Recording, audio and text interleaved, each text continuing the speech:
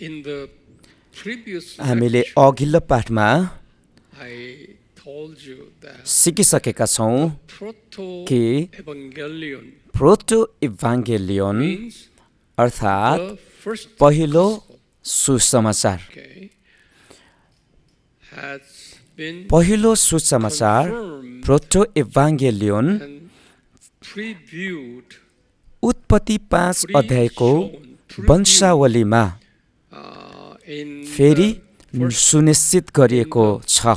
Genesis chapter 5. उत्पत्ति 5 अध्यायको वंशावलीमा In other words, पहिलो inside सुसमाचारलाई Genesis chapter दर्शाएको 5, छ।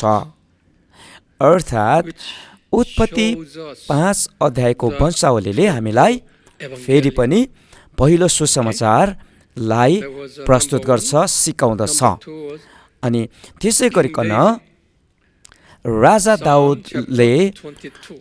भजन सङ्ग्रह 22 अध्यायमा पनि And third, प्रोटो इभाङ्गेलियोन अर्थात् पहिलो सुसमाचारलाई Isaiah 53. दर्शाएको कुरा हामी पाउँछौँ। अनि तेस्रो घटना एसाइयाको पुस्तक 53 अध्यायमा पनि Jeremiah story. यो कुरा हामी So, प्रोटो इभाङ्गेलियोन पहिलो सुसमाचार हामी भेट्टाउँदछौँ। अनि यर्मियाले पनि यो कुरालाई give us लेखा राखेका छन्। अनि कम्तीमा पनि यो चारवटा घटनामा हामी बाइबलमा भएको यो चारवटा घटनाले evangelion. प्रोटो इभाङ्गेलियोन अथवा Story. पहिलो सुसमाचार चाहिँ साँच्चै गरिकन सुनिश्चित गरेको र साँचो अगमबानी र भविष्यवाणी हो भन्ने कुराको निश्चय गर्न सक्छौँ। Showed us प्रभु येशूले proto-evangelion बोल्नुभएको in various ways अगमबानी जो of चाहिँ historical आजभन्दा 4000 वर्ष अगाडि त्यो कुरा गरियो। अनि समय बित्दै जाँदा बिस्तारै इतिहासलाई हेर्दै गर्दा त्यो पहिलो सुसमाचारलाई सुनिश्चित गरेको, निश्चयता दिएको, प्रमाणित गर्दै आएको हामी पाउँदछौँ। पहिलो चाहिँ उत्पत्ति 5 अध्यायको वंशावलीले सुसमाचारलाई सुनिश्चित गर्दछ। अनि भजन सङ्ग्रह 22 ले यो कुरालाई फेरि सुनिश्चित गर्दछ र यर्मियाको पुस्तकमा अनि यशाया 53 मा यो चारवटा ठाउँहरूमा यो घटनाहरूमा हामीले प्रभु येशूले भविष्यवाणी गर्नुभएको पहिलो सुसमाचारलाई पुरा निश्चयता गर्दछ। अनि यहाँनिर हामीले छोटकरीमा हेर्नेछौँ उत्पत्ति 5 अध्यायको वंशावली कसरी फेरि गरिकन प्रस्तुत गरिएको छ भन्ने कुरालाई छोटकरीमा हामी हेर्नेछौँ। वंशावलीमा उत्पत्ति 5 अध्यायको वंशावली आदमदेखि नोआसम्मको यो 5 अध्यायमा भएको वंशावली 10 जना व्यक्तिहरूको नाउँबाट हामीले पहिलो सुसमाचार सुनिश्चित गरेको कुरा हामी हेर्नेछौँ। अनि यहाँनिर हामी यसरी प्रश्न गरिकन यो घटनालाई अथवा यो पाठमा हामी अझै जानेछौँ। प्रोटो इभाङ्गेलियोन भनेको चाहिँ के हो, अर्थात् पहिलो सुसमाचार भनेको चाहिँ के हो, हामी यो प्रश्नबाट हेर्नेछौँ। अनि प्रश्न गरिकन पाठ सिकाउनु असल शिक्षकको गुण हो। पहिलो सुसमाचार के हो भन्दा स्त्रीको सन्तान र एउटा सर्पको सन्तानको बीचमा लडाई हुने र अनि स्त्रीको सन्तान चाहिँ क्रुसमा मृत्यु हुने र पुनरुत्थानको साथमा विजयको घोषणा गर्ने कुरा र शैतानको सन्तान आफैलाई आत्महत्या गरिकन आफ्नो हारलाई स्वीकार्ने कुरा हामी पाउँदछौँ। यो चाहिँ पहिलो सुसमाचार हो। यो कुरा BC ईसापूर्व 4114 मा अगमबानी गरेको, भविष्यवाणी गरेको पहिलो सुसमाचार हो।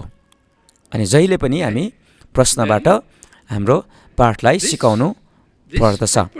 अनि यो भविष्यवाणी, यो प्रोटो इभाङ्गेलियोन पहिलो सुसमाचारको भविष्यवाणी जो चाहिँ उत्पत्ति 3 को 15 मा छ, यो चाहिँ उत्पत्ति 5 अध्यायमा फेरि गरिकन निश्चित गरियो, प्रमाणित गरियो र फेरि गरिकन यसलाई प्रस्तुत गरेको कुरा हामी पाउँदछौँ।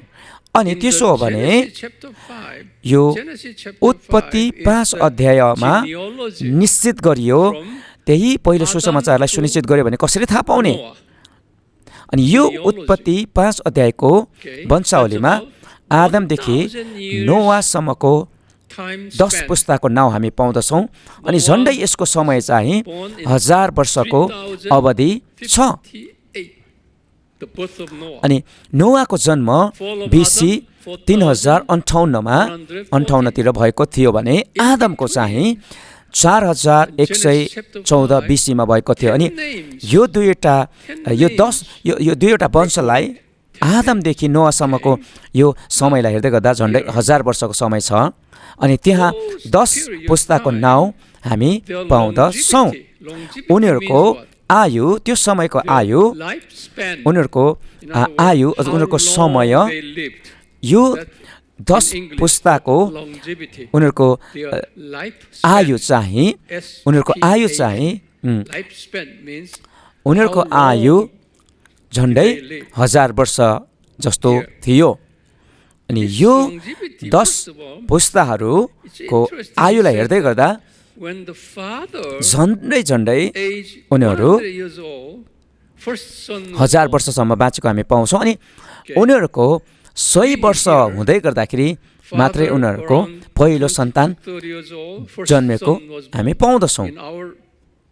तर हाम्रो समयमा 22-25 वर्षको उमेरमा पहिलो सन्तान अथवा छोरा जन्मेको पाइन्छ भने यो आदमदेखि नोआसम्मको पुस्ताहरूको समयलाई हामी हेर्दै गर्दाखेरि उनीहरूको प्राय गरिकन जब उनीहरू 100 वर्ष पुगेका थिए त्यो बेलामा मात्रै 100 वर्ष पुग्दाखेरि मात्रै पहिलो सन्तानको जन्म भएको हामी पाउँछौँ भने उनीहरू झन्डै 1000 वर्ष जस्तो उनीहरू जिउने गरेको हामी देख्दछौँ, पाउँदछौँ बाइबलबाट। अनि त्यसो हो भने उत्पत्ति 5 अध्यायले कसरी अथवा किन यो कुरा चाहिँ देखाउँदछ, अथवा येशूले यो किन उत्पत्ति 5 अध्यायमा भएको 10 वटा वंशको नाउँलाई चाहिँ त्यहाँ लेख्न लगाउनु भयो, अर्थात् बाइबलमा किन यो 10 पुस्ताको नाउँ आदमदेखि नोआसम्मको नाउँ बाइबलमा उल्लेख गरेको छ भन्ने कुरा हामी आउने दिनहरूमा हेर्नेछौँ। अनि त्यो नाउँहरूमा यहाँनिर हेर्नेछौँ कि यो 10 वटा पुस्ताको नाउँले हामीलाई सिकाउँदछ यो कुरा बुझ्नको लागि कि अनि यहाँनिर मुक्तिको उद्धार र मुक्तिको घटनालाई सिक्नको लागि, बुझ्नको लागि यसले सिकाउँदछ। र त्यो भित्र कसरी येशू ख्रीष्टले विजयको घोषणा गर्नुहुनेछ भन्ने कुरा, स्त्रीको सन्तानले कसरी विजयको घोषणा गर्नुहुनेछ भन्ने कुराको सन्देश यो उत्पत्ति 5 अध्यायको 10 वंशको 10 वटा नाउँहरूमा छ। अनि यो कुराको विस्तृत अध्ययन चाहिँ हामी आउने पाठमा हामी हेर्ने छौँ। के तपाईँ मसँगै हुनुहुन्छ? परमेश्वरले तपाईँहरूलाई आशीष गर्नुभएको होस्। आमेन।